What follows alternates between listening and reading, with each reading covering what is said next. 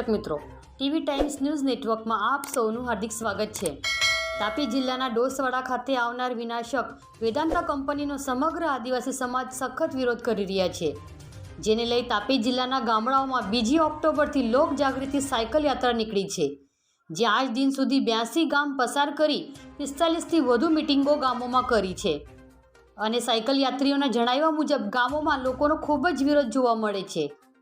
આ સાયકલ યાત્રામાં ઓરિસ્સાથી 7 આગેવાનો જોડાયા છે, જે લોકોએ ઓરિસ્સામાં વેદાંતા કંપનીને કઈ રીતે ભગાડી છે અને એમને જીત મેળવી છે તેના વિશે જાણકારી આપવા માટે આવ્યા છે અને એમનું કહેવું છે કે અમે જે મુશ્કેલીઓ ભોગવી છે એ સમગ્ર દેશમાં કોઈ પણ ન ભોગવે, એના માટે કંપનીની સાચી હકીકત જણાવવા માટે આવ્યા છે, જેમાં લઘો સિકોકા, લિંગરાજ આઝાદ, દઘી પુસિકા સહિતના 7 આગેવાનો ઓરિસ્સાથી આવ્યા છે।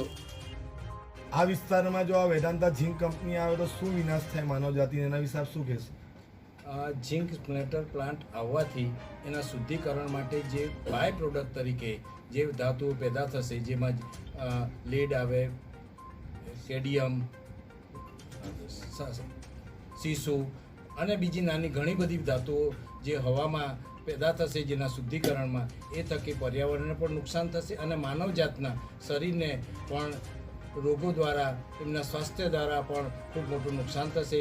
જેવી રીતે લેડ છે એ લીવરને નુકસાન કરે છે અને લીવરના રોગો થવાની શક્યતા ખૂબ વધી જાય છે અને કેડિયમ એ કિડનીને નુકસાન કરે। જો લાંબા ટાઈમ એ શરીરમાં કેડિયમ જશે તો કિડનીના રોગો થવાની, કિડનીને ડેમેજ થવાની પણ શક્યતા છે અને સાથે સાથે જે બીજી નાની ધાતુઓ છે એના થકી આપણે જનન ઇન્દ્રિયો અને આપણી સ્વાસ્થ્ય માટે જે બધા માનસિક રોગો અને ન્યુરોલોજીકલ રોગો થવાની પણ શક્યતા ખૂબ મોટી છે।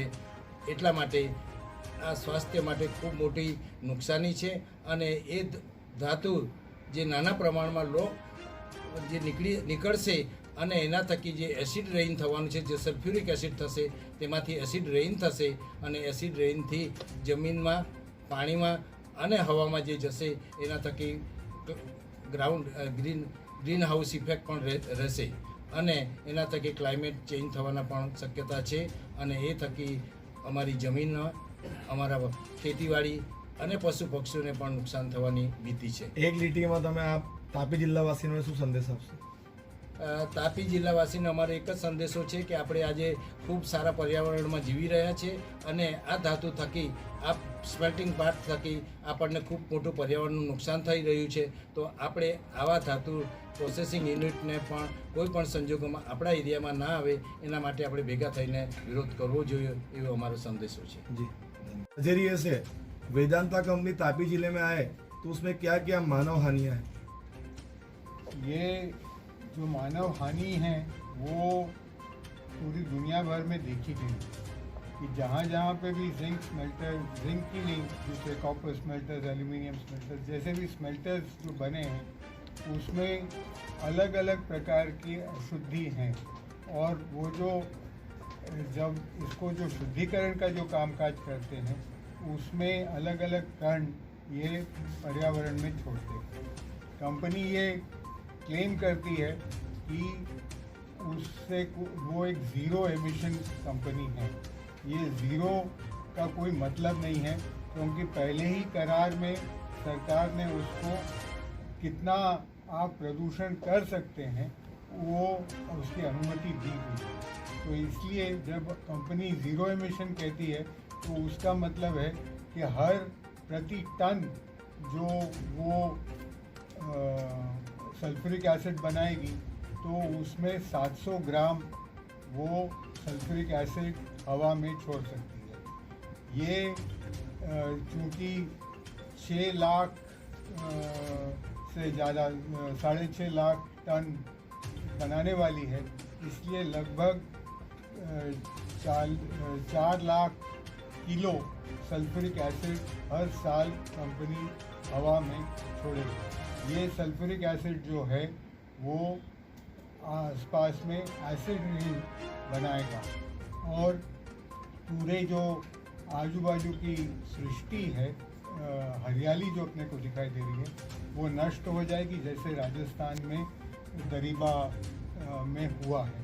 और उसी प्रकार उसके साथ साथ कंपनी अलग अलग धातुएं छोड़ेगी, जैसे कैडमियम, मर्क्यूरी और लेड, तो जो अपने आप में भी बहुत खतरनाक हैं। मानव स्वास्थ्य को क्या नुकसान हो सकता है इससे जैसे अलग अलग जो धातुएं हैं, जैसे कैडमियम जो है, ये एक भयंकर किडनी को खराब करने वाला धातु है, भयंकर जहरीला है। और ये कंपनी जो है इनको 4 टन प्रति साल, 4.1 ऐसा कुछ प्रति साल छोड़ने वाली है। तो ये मैं उड़ीसा से आया हूँ। आपके पहले आपके जो साथी ने कहा उनके बारे में भी कुछ। तो हम उड़ीसा से आए हैं। मैं NAPM का नेशनल एग्जीक्यूटिव मेंबर भी हूँ और नियमगिरी सुरक्षा समिति का फाउंडर ऑर्गेनाइजर हूँ।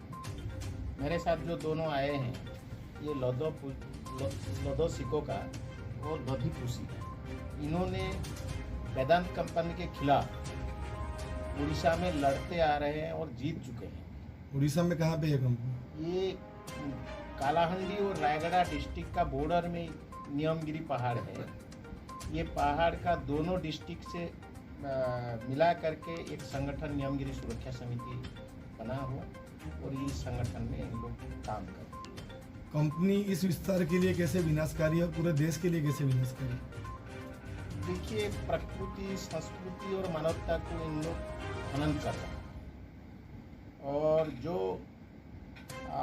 विकास जो कहा जाता है, विकास का मॉडल क्या है, विकास का परिभाषा क्या है, बहुत सारे लोग को समझ नहीं आता है। विकास मुट्ठी भर लोगों के मुनाफा के लिए जो विकास कहा जाता है, इसको हम विकास नहीं मानते हैं। और विकास किसको कहा जाता है? तमाम लोगों का मंगल और तमाम लोगों का विकास अगर हो सकता है, उसको विकास कहा जाता है।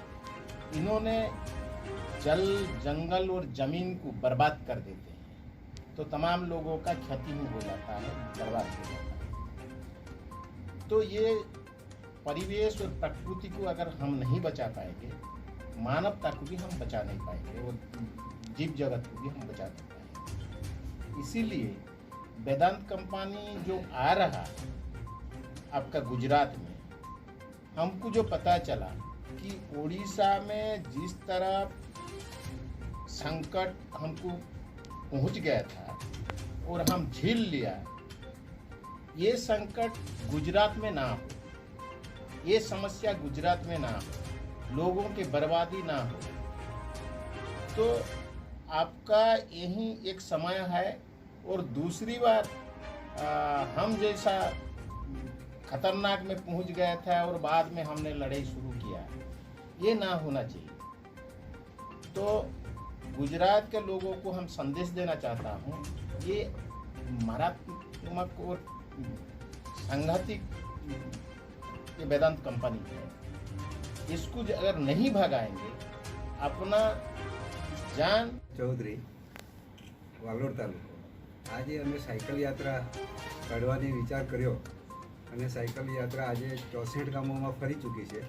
ત્યારે જે ગામોમાં લોકો સાથે અમે વાત કરી રહ્યા છીએ એ ખૂબ જ દર્દનાક છે, કેમ કે લોકોને અમે કહીએ છીએ કે આ કંપની બીજા દેશની છે, આપણા દેશમાં ખાલી એ પ્રોડક્શન કરવાની છે અને ઉત્પન્ન કરેલો માલ બીજા જ દેશમાં વેચવાની છે। ફક્ત આપણે ત્યાં અહીંયા કચરો ભેગો કરવાની છે અને આપણને એ ભેટ આપવાની છે। આવી પરિસ્થિતિ, અને તે પણ આપણું આરોગ્યના જોખમે, પર્યાવરણના જોખમે। અને કંપની પોતે કહે છે કે 91 ગામ તો ખલાસ થશે જ, અને EMI રિપોર્ટ જોઈએ છે તો તેમાં પણ કહે છે કે આટલો કચરો તો અમે બહાર કાઢશું જ। અત્યારે WHO 10% પરથી 5% પર આવી છે। WHO પોતે કહી રહી છે કે આટલું પોલ્યુશન હવે નહીં ચાલે, હવે ઓછું કરવું પડે। ત્યારે આ કંપની તો તેનાથી 3 ગણું વધારે કાઢી રહી છે, અને એ ફક્ત 10 કિલોમીટરનો એરિયા બતાવી રહી છે।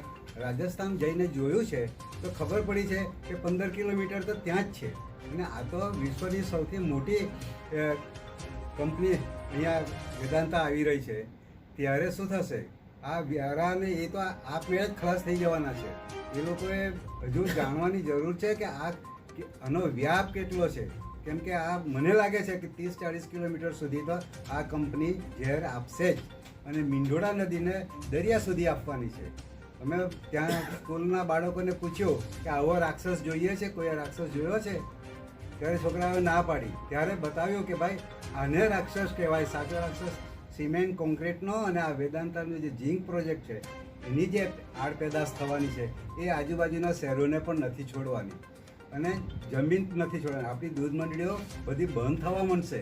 આવી પરિસ્થિતિ લાવીને મૂકશે એવી અમે લોકોને અપીલ કરીએ છીએ કે હવે પછી જ્યારે એ થાય ત્યારે ઢોલ નગારા સાથે આવો, અને આપણે આ MOU થયો છે અને જે હિયરિંગ થવાનું છે એને આપણે કોઈ પણ ભોગે ન થવા દઈએ, અને આ ફેક્ટરીને આપણે અહીંયાથી કેન્સલ કરાવીએ.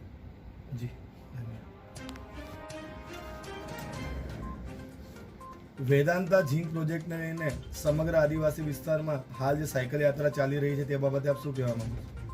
અમારી ગાંધી જયંતિ નિમિત્તે 2 ઓક્ટોબર 2021થી અમે લોકો ડોસવાડા GIDC છે ત્યાંથી સાયકલ યાત્રાની શરૂઆત કરી. સાયકલ યાત્રાનો મેન ઉદ્દેશ અમારો એ હતો કે એક તો ગાંધી ચિંધ્યા માર્ગે અહિંસાત્મક રીતે અમે લોકો એક સાયકલ યાત્રા કરીએ, લોકો સાથે સંવાદ કરીએ, અને જે વેદાંતા કંપની જે અત્યારે ડોસવાડા GIDCમાં આવવાની જે કોશિશ કરી રહી છે એ કંપનીને કેવી રીતે લોકો જુએ છે, ઈચ્છે છે, એ સંવાદ કરવા માટે અમે લોકો 2 ઓક્ટોબરથી 10 ઓક્ટોબર 2021 સુધી સાયકલ યાત્રા કરી રહ્યા છીએ.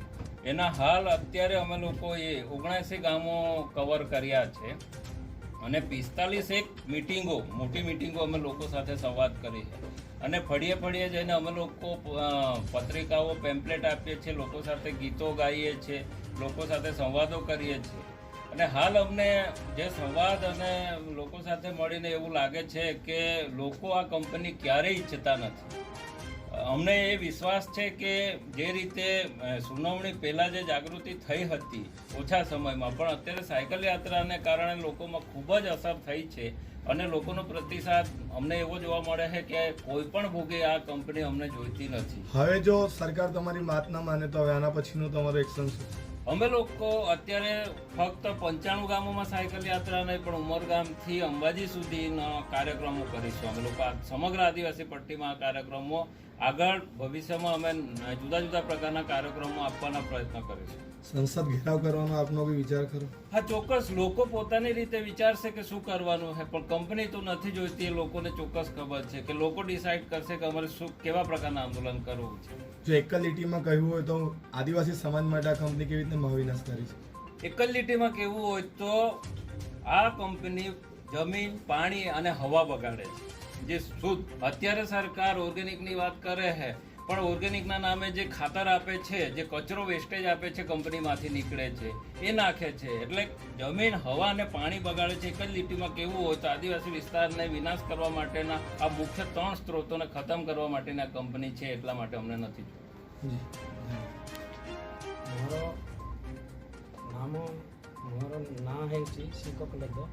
ଆମେ ଓଡ଼ିଶାରେ ଆମ ନିୟମଗିରିରେ ଆସୁଛି ଗୁଜରାଟରେ କେମିତି ବେଦାନ୍ତ କେମିତି ପ୍ରପୋଜାଲ କରୁଛି ଯେ କହି ହେବ ନାହିଁ। ଆମର ଲାଞ୍ଜିଗଡ଼ କେମିତି ବେଦାନ୍ତ ଟାଇପରେ କେତେ ଆମର ପାହାଡ଼, ଜଙ୍ଗଲ, ଜମି ଲୋକକୁ ବିସ୍ଥାପନ କରୁଛି। ସେଥିପାଇଁ ଆମେ ତାଙ୍କ ବେଦାନ୍ତ ବିରୋଧରେ ଆମେ କାମ କରୁଛି। ସେ ଲୋକ କେମିତି ଆମର ଲୋକକୁ ଷଡ଼ଯନ୍ତ୍ର କରି କରି ଆମ ଲୋକକୁ ବାଗ ବାଗ କରି କରି ଝଗଡ଼ା କରିଛନ୍ତି। ସେଥିପାଇଁ ବେଦାନ୍ତ ଏତେ ଓଡ଼ିଶା ହଉ କି ଭାରତ ହଉ, ବେଦାନ୍ତ ନଥିଲେ ଏକା ଆମକୁ ଭଲ। ବେଦାନ୍ତ ଥିଲେ ଆମର ପଶୁ ହଉ, ପକ୍ଷୀ ହଉ, ଆରେ ବିଟା ମାଟି, ପାଣି, ପବନ ସବୁ ନଷ୍ଟ ହେଇଯିବ। ସେଥିପାଇଁ ବେଦାନ୍ତ ଆମକୁ ଦରକାର ନାହିଁ। ଆମର ଜମି ଜଙ୍ଗଲ ଆମକୁ ଦରକାର, ଗାଁ ଆମକୁ ଦରକାର, ଆମର ଲୋକ ଦରକାର। ବେଦାନ୍ତ ବିଲକୁଲ ଆମକୁ ଦରକାର ନାହିଁ। ହଟି ଯାଉ ବେଦାନ୍ତ। જી